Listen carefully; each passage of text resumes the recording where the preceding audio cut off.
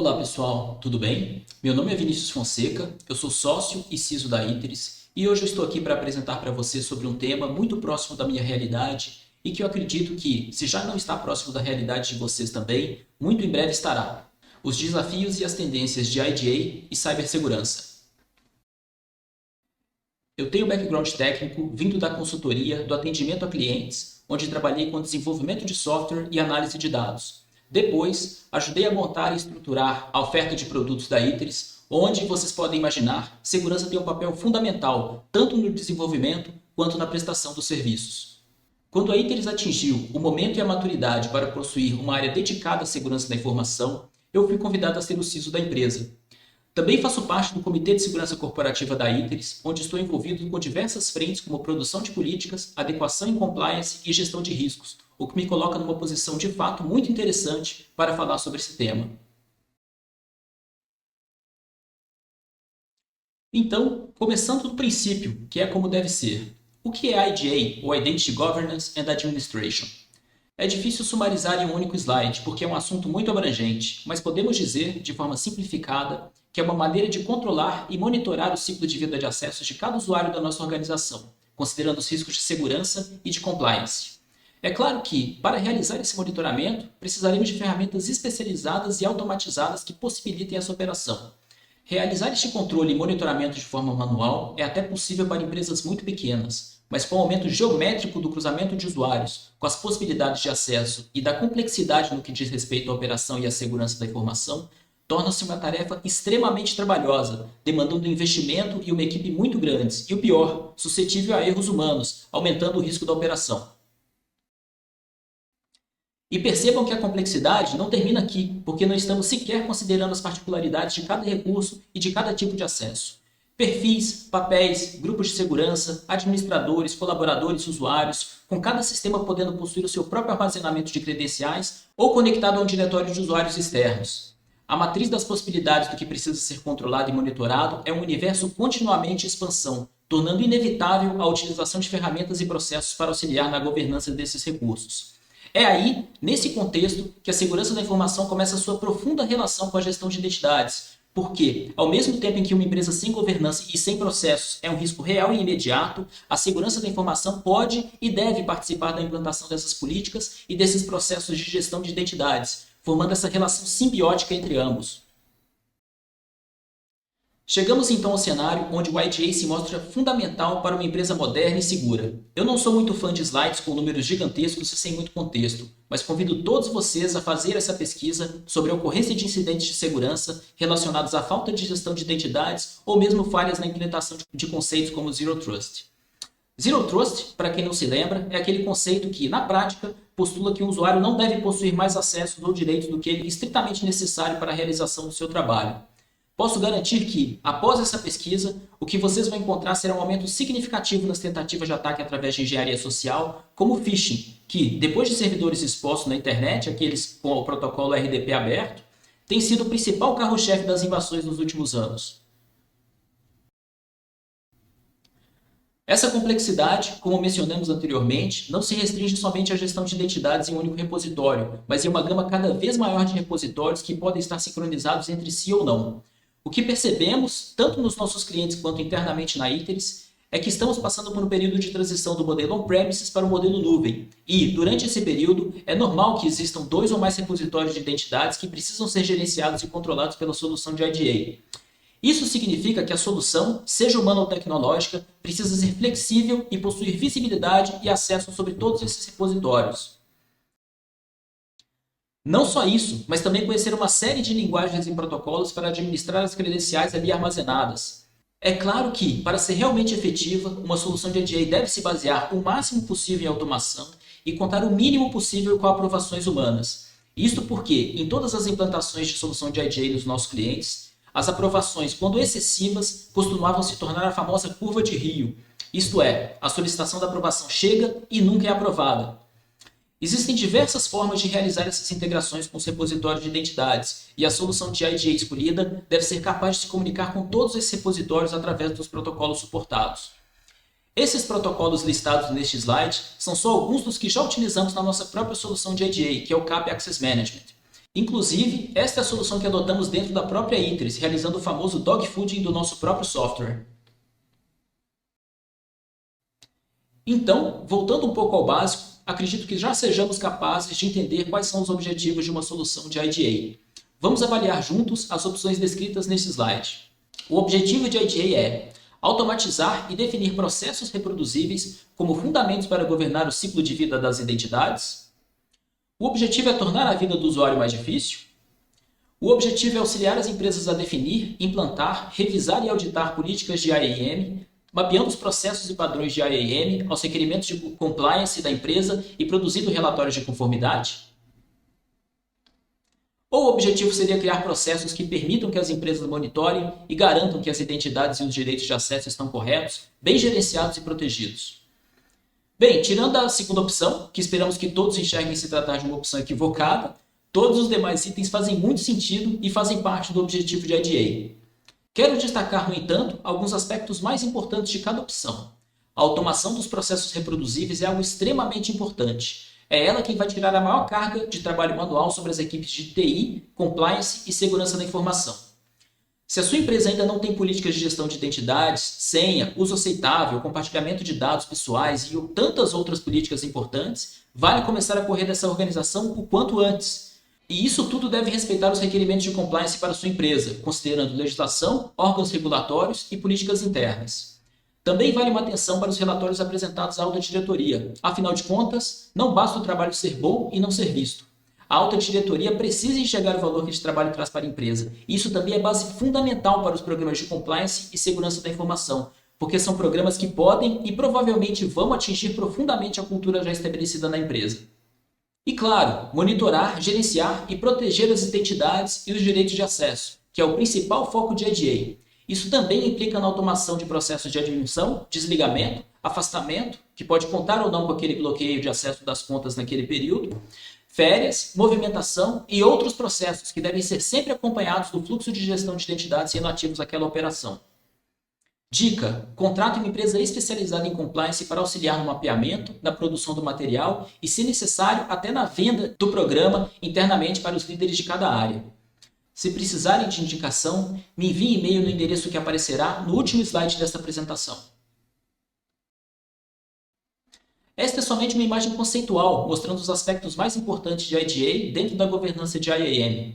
Então temos aí provisionamento de contas de usuário, que provavelmente será parte do processo de admissão de novos colaboradores e contratação de terceiros, solicitação e aprovação de acessos, aprovações essas que, como comentamos, devem se ater àquelas aprovações essenciais para não travarem os fluxos, certificação de acessos e eu diria até revalidação de acessos de colaboradores e terceiros pelos responsáveis por aqueles profissionais ou contratos, governança de dados, e aqui estamos falando da classificação de documentos, mapeamento do fluxo e do tratamento de dados pessoais pela empresa através daquele relatório ROPA, repositório de código-fontes e outros dados sensíveis, políticas, que como já mencionamos, é algo importantíssimo a ser definido e aprovado com a alta direção ou com algum comitê responsável pela segurança corporativa da organização, gerenciamento de perfis, que são as definições de cargos e funções dentro de cada recurso ou sistema, podendo utilizar grupos de segurança externos, e o gerenciamento de direitos, que é o que cada usuário pode fazer com aquelas credenciais dentro daquele contexto, no recurso ou sistema onde ele possui aquele acesso.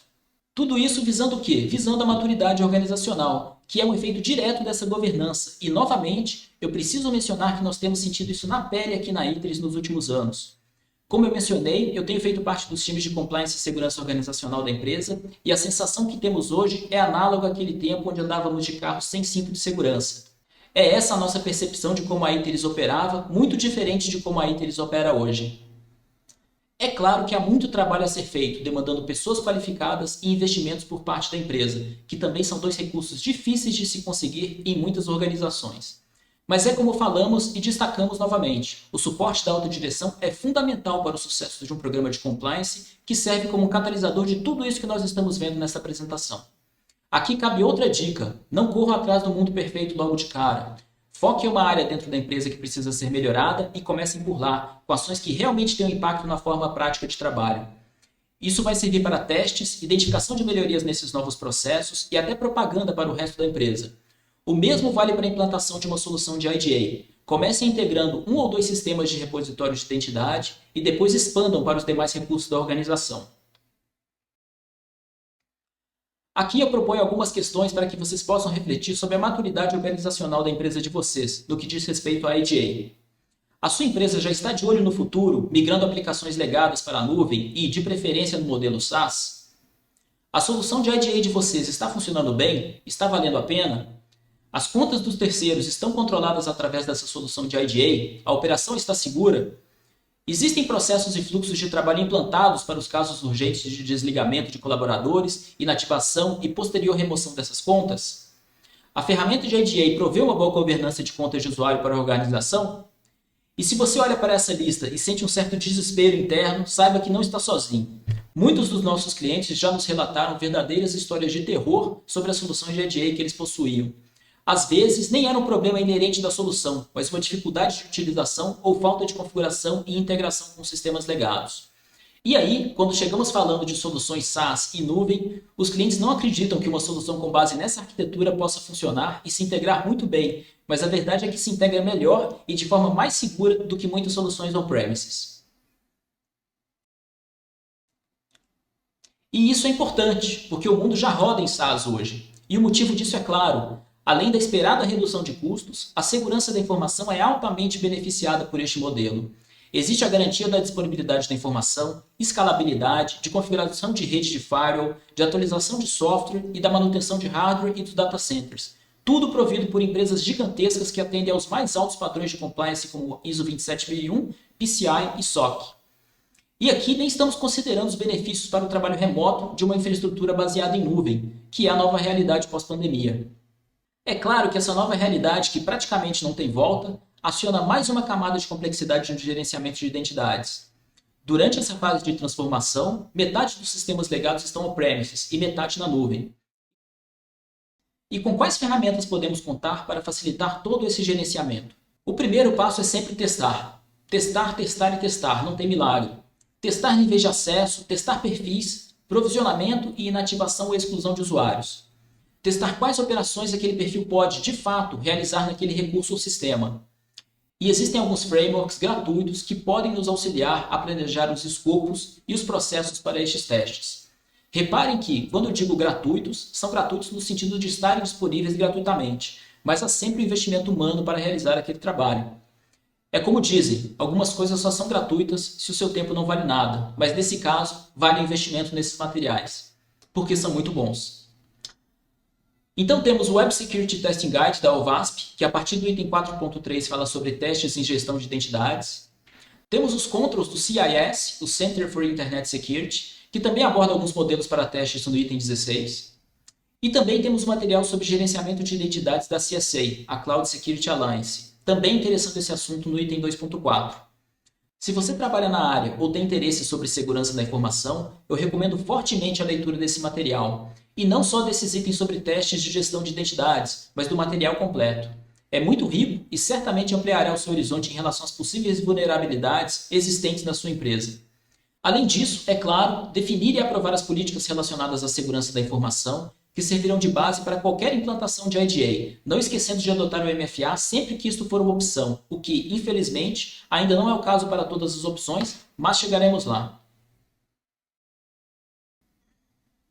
Agora podemos falar um pouco sobre o futuro de IDA e cibersegurança. Então, o que o futuro nos reserva?